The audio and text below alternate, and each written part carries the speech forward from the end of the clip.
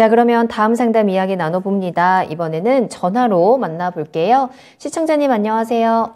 예, 안녕하세요. 네, 안녕하세요. 반갑습니다. 반갑습니다. 네, 이렇게 예, 추운데 또 이 늦은 시간에 함께 해주셨네요. 예, 자, 예. 어떤 종목 궁금하세요? 두산 에너빌리티요. 좋습니다. 매수가랑 비중 어떻게 되실까요? 16,500원에 80%예요.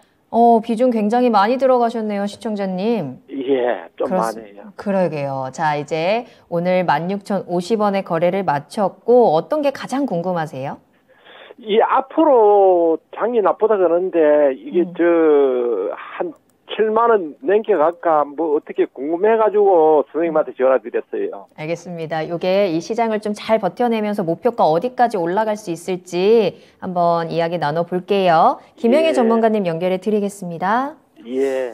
네, 최근에 이 원전 관련주들이 사실 상당히 좀 쉬어가는 흐름을 보여주고 있습니다. 그런데 저는 이 원전 쪽은 나쁘지 않게 보고 있는 섹터 중에 하나다라고 생각을 해주시면 좋을 것 같고, 사실 이제 오늘 같은 경우에도 어느 정도 반응이 나왔죠. 반응이 나왔었던 이유는 보게 되면 이제 원자력 기업들이 미국의 SMR 기업의 지분 투자를 검토한다라는 소식에 전체적인 원전 관련주들, 뭐 두산 에너빌리티, 그다음에 뭐 G2파워는 오늘 장중에 15% 넘는 그런 이제 상승세를 보여주기도 했고요.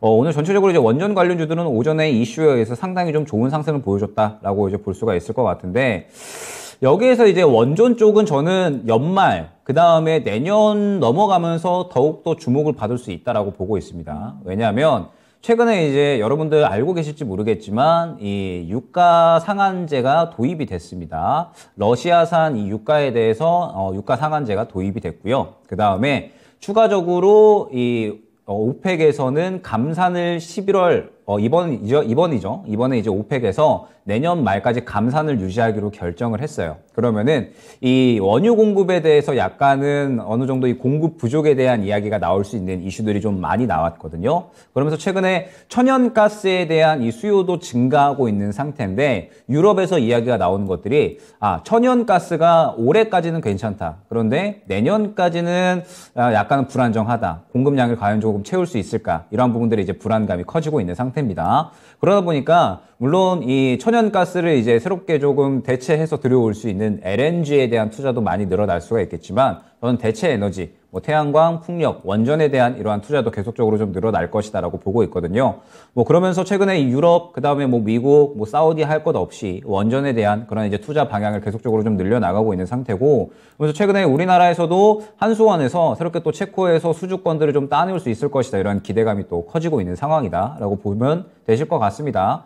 사실 원전 관련들이 최근에 반응이 안 나와서 그렇지 좋은 이슈들은 계속해서 좀 나오고 있던 그러한 상태였거든요. 때문에 이 지금 현재 원전 관련주들은 나쁘지 않게 볼 필요성이 있다라고 말씀드릴 수 있을 것 같은데, 중요한 부분은 무엇이냐? 두산 에너빌리티는 완전히 대장주로 움직이기 때문에 움직임이 그렇게 크지가 않습니다. 실질적으로 움직임이 크게 나오는 종목들은 그 외에 중소형주들이죠.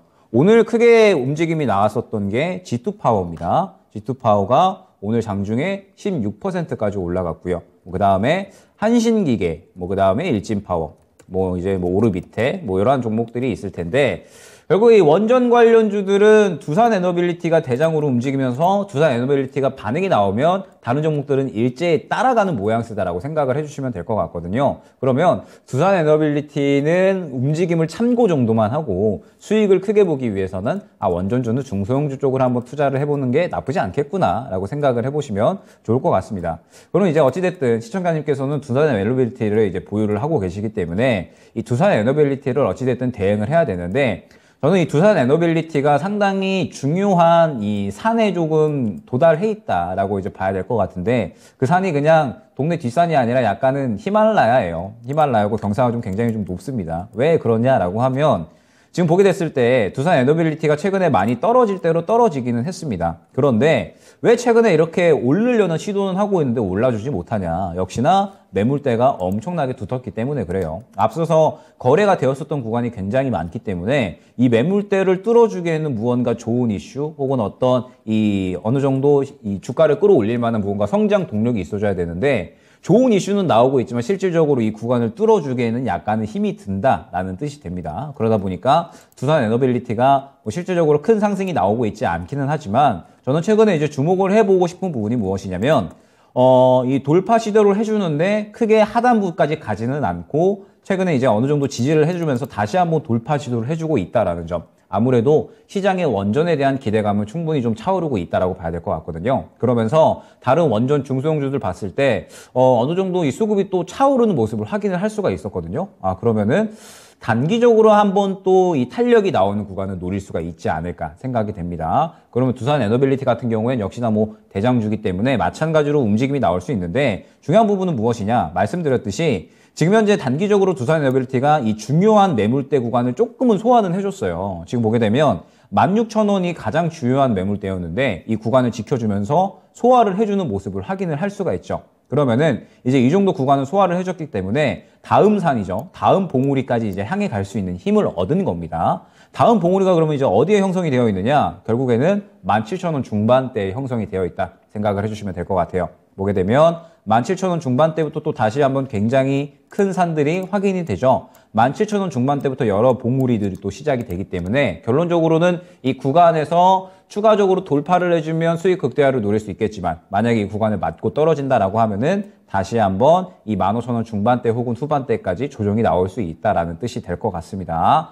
때문에 지금 현재 구간에서는 어떻게 좀 대응을 진행을 하시느냐 일단은 조금 더 지켜봐야겠죠. 최근에 이제 어느 정도 지켜주는 흐름이 나오고 있으니까 이 구간을 계속해서 좀 지켜보다가 17,000원 정도 근처 구간 온다. 17,500원을 고점으로 말씀을 드렸는데 이 구간을 바로 노리기보다는 17,000원 근처 구간이 온다라고 하면 비중이 좀 워낙에 크시기 때문에 일단은 어느 정도 비중 축소는 최소한 진행을 해주셔야 된다라는 점. 그러면서 17,500원 근처 구간, 이 고가 부분을 뚫어주면 수익 극대화를 노리시되 만약에 뚫어주지 못한다라고 하면 그대로 차익 실현을 진행을 해주시면 될 것 같습니다.